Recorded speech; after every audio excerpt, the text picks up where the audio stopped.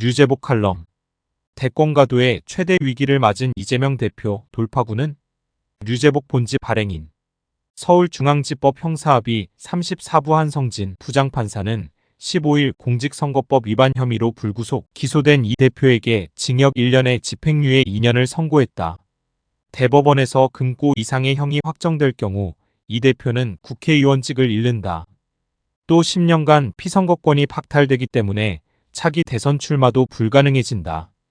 벌금형으로 낮아지더라도 100만 원 이상이라면 5년간 피선거권이 제한된다. 동시에 민주당은 선거관리위원회에서 보전받은 대선 비용 약 434억 원을 반납해야 한다.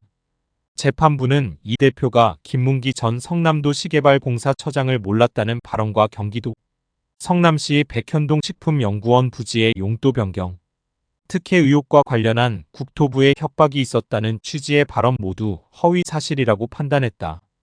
다만 김 전 처장에 대한 발언은 법률상 무죄, 백현동 발언은 유죄로 봤다.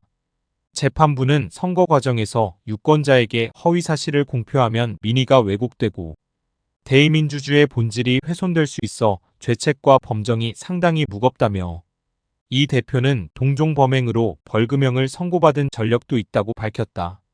이번 1심 선고가 내려진 것은 이 대표가 기소된 지 2년 2개월 만이다.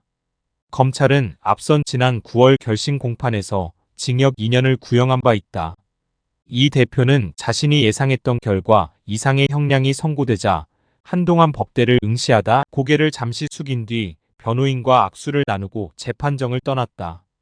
그는 선고 후 법원 앞에서 기본적인 사실, 인정부터 도저히 수긍하기 어려운 결론이라며 항소를 하게 될 것이라고 말했다. 그는 이어 현실의 법정은 아직 2번 더 남아있고 민심과 역사의 법정은 영원하다면서 오늘의 이 장면도 대한민국 현대사의 한 장면이 될 것이라고 했다.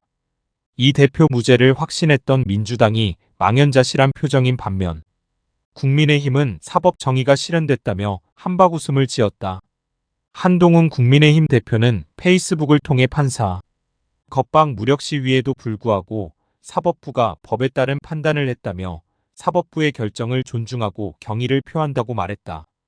그러면서 국민의힘이 국민과 함께 사법부의 독립과 공정에 대한 의지를 지키겠다고 강조했다.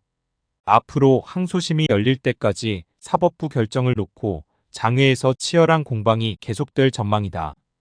국회에서도 여야가 극심한 정쟁을 벌일 것으로 예상된다. 민주당과 조국혁신당은 오늘 16일 서울 광화문에서 윤석열 정부를 규탄하는 대규모 공동 집회를 개최한다.